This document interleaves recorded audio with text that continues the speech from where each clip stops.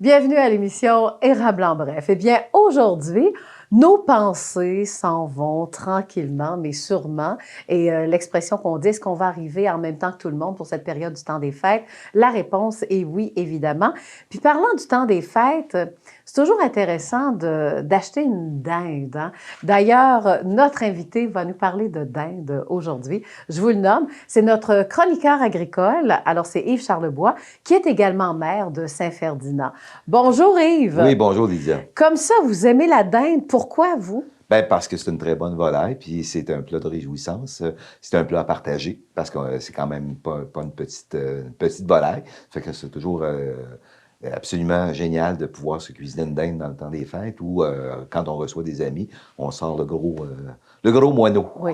Et à chaque fois qu'on prononce le mot dinde, je ne sais pas si c'est la même chose pour vous, on a toujours envie de sourire parce qu'on pense à la fameuse chanson Oh, Le temps évidemment. d'une dinde, évidemment, le temps des fêtes aussi. Et pourquoi avoir choisi ce sujet-là? Ben, Parce on que c'est arrive votre à la sujet. période des fêtes, puis C'est ça.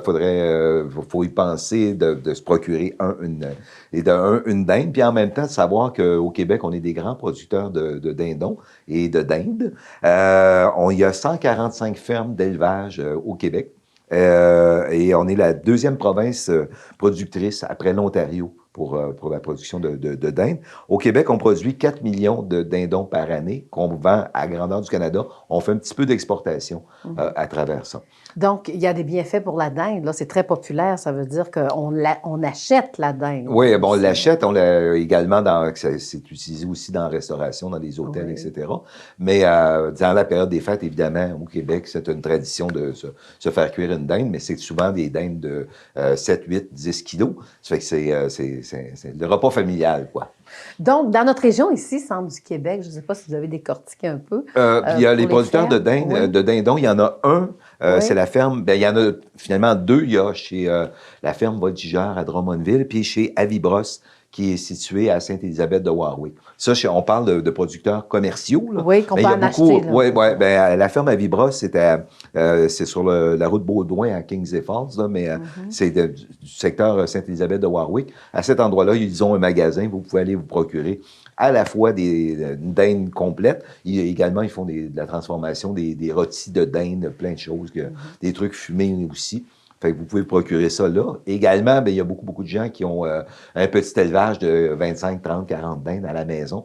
Les gens, c'est pas pour consommer eux-mêmes. Fait qu'ils en vendent un petit peu aux voisins, aux amis, etc. Ça, il y en a beaucoup. Et également, il y a une tendance de ce temps-là aussi. Il y a des gens qui font de l'élevage. On a des dindes sauvages en liberté, mais il y a des gens qui en font l'élevage aussi à la ferme. Bon. Mais c'est des petits volumes, là, c'est pas énorme. OK. De ce côté-là. Fait qu'on parle vraiment de dinde, mais là, de plus en plus, là, j'ai regardé un petit peu votre documentation. Depuis 2017, on parle de la dinde, mais on parle aussi de la pintarde. Oui, la pintade également. Mais pour en revenir à la dinde, je vais vous conter une anecdote. Pourquoi que, si vous allez à Saint-Gabriel de Valcartier, le village vacances et sports, là, on ne le voit plus, mais à cause on a confiné les oiseaux, c'est que à cet endroit-là, on voyait des champs et des champs et des champs perte de vue de dinde durant de cette période-ci de l'année, même durant l'été, etc. Ça a parti, ça, dans les années 50. Ce sont des anglophones qui habitent à Saint-Gabriel de Valcartier. Il y en a un dans le lot qui travaillait au Château Frontenac. Il s'est mis à faire un petit élevage d'une cinquantaine, d'une centaine de dindes. Par plaisir, il s'est mis à en vendre. Puis là, ben, il s'est vanté à ses voisins qu'il s'est fait 500$ dans l'année, en plus d'avoir ses dindes personnelles pour consommer. Ça fait que le village au complet, ils ont dit, oh, les Anglos se sont dit, il y a une business à faire avec ça. Fait qu'ils se sont mis à en élever, et en quantité, et en quantité, et en quantité. Et là, ben, c'était en champ, mais avec la grippe aviaire puis les problèmes qu'on pouvait avoir. Fait que là, on a rentré les oiseaux à l'intérieur de bâtiments. On ne les voit plus maintenant, mais on voit des immenses bâtiments un peu partout à Saint-Gabriel de Valcartier. Petite anecdote, je suis passé par là à un moment donné. Quand ils étaient en liberté, les dindes, il y avait souvent des petits renards qui se promenaient. Fait que là, les producteurs demandaient des chasseurs, vous allez tuer un renard, vous nous le montrez, et on vous donne, mettons, 20$ ou 25$ parce que vous avez tué un prédateur. Il y avait un petit malin qui se promenait d'un producteur à l'autre avec le même renard. Non, c'est pas vrai. Ouais, toute une anecdote. Hein? Mais à quelque part, c'est comme brillant aussi. Oh, effectivement. Voilà pour l'anecdote. C'est ça. Et toujours est-il que ben, c'est un produit qui est qui est très peu dispendieux dans le temps des fêtes. Si on achète une dinde de type commercial, souvent les épiceries vont faire des ventes où ils vendent à perte, ce qu'on appelle un produit d'appel. Oui, c'est ça. Ça fait que vous pouvez l'avoir pour $1,50, $2 la livre pour une dinde. Et c'est vraiment pas cher parce que je me souviens dans mon adolescence, il y avait une épicerie qui était l'équivalent d'un espèce de gros Costco, ça s'appelait Hypermarché, c'était à Laval. Puis à cette époque-là, j'étais avec mon beau-frère, j'avais peut-être 12-14 ans, je sais pas quoi. Il y avait une vente de dinde à 88 cents la livre. Là, on parle de 1974 à peu près. Et c'était la guerre était prise dans le magasin parce que tout le monde voulait avoir la dinde à 88 cents la livre. Là, on parle de 74, on est en 2020 et il y a souvent des ventes de dinde à 1 $ la livre maintenant. Tu sais, ça n'a pas de bon sens. La productivité que les producteurs de volailles se sont dotés au fil des années pour pouvoir... Puis ils font beaucoup de sous, là. Les producteurs de volailles, ce ne sont pas des gens à plaindre, là. Ils ont des vies, très, très, très confortables. On les entend pas protester, en tout cas. Non, c'est bon non, c'est pas très... Ils Ils sont pas très protestataires, là, eux. Ouais, c'est ça. Donc, vous nous incitez presque à, si on veut se partir une petite fermette, de faire la culture, finalement, de la dinde. Ben, la culture, c'est une fermette. Si vous voulez le faire de façon commerciale, il y a des quotas, c'est très, très complexe. Mais le faire si vous avez une petite fermette, faites-vous une trentaine de dindes. C'est quand même, vous allez en avoir quelques-unes pour vous. Vous allez avoir quelques dollars, puis vous allez rendre vos amis et votre famille. T'as pas déjà élevé de la dinde? Oui, moi, j'ai déjà élevé, ouais. Jusqu'à 40 dindes par année. Le maire d'en haut. Oui, c'est ça. J'avais les belles histoires du maire d'en haut. Ouais. Monsieur Douglas, c'était moi. Fait que j'élevais comme des grands arpents verts. Ben oui, mais comment tu as eu cette idée-là d'élever la dinde? Là? C'est facile à élever? Oui, tout simplement. On les achète à la coopérative agricole.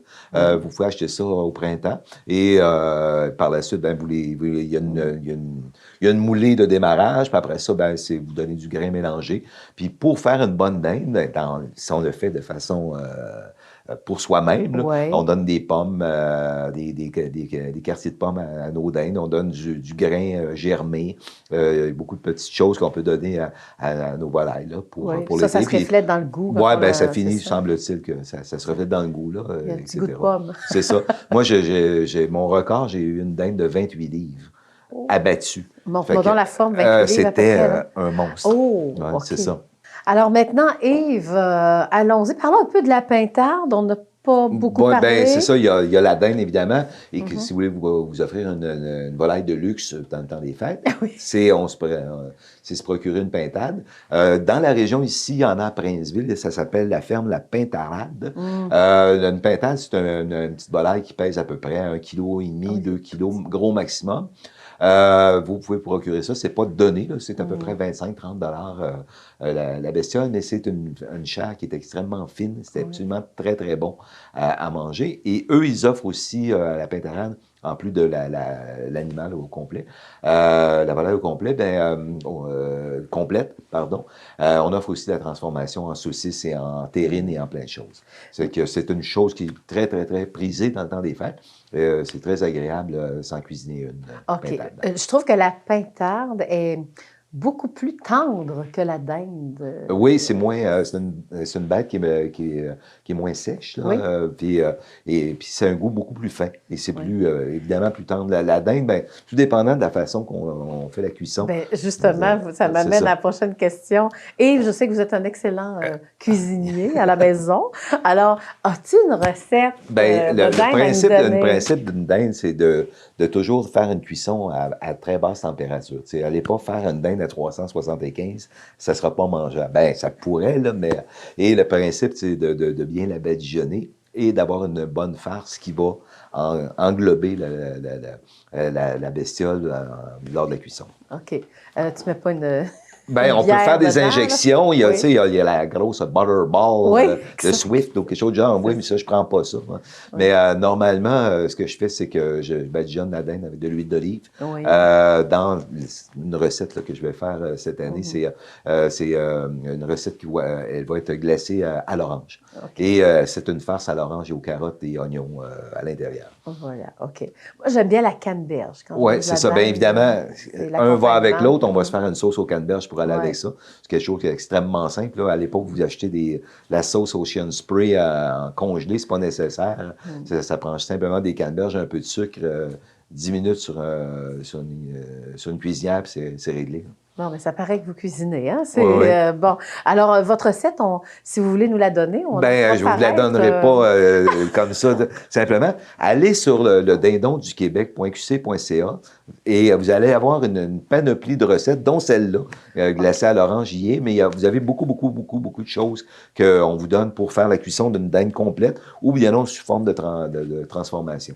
Alors, dans ce cas-là, ben merci en tout cas de nous avoir fait plaisir. De dinde. On dirait que j'ai faim, là. Vous nous donnez la faim. Et moi de même. Oui, fait qu'on s'en va acheter notre dinde. Oui, okay? Alors, on effectivement. part pour le marché. Vous allez à Sainte-Élisabeth probablement. Là. OK, moi, j'irai à la ferme Pain-Parade. OK. Ouais. Bon, on se dit à la prochaine. Merci beaucoup. Merci beaucoup, Lydia. Alors, je m'entretenais donc avec Yves Charlebois. Yves Charlebois, qui est notre journaliste agricole, mais aussi, c'est le maire de Saint-Ferdinand. On aime ça le dire parce qu'il y a une période d'élection qui s'en vient aussi. Alors, on se dit à la prochaine. Merci d'avoir été avec nous.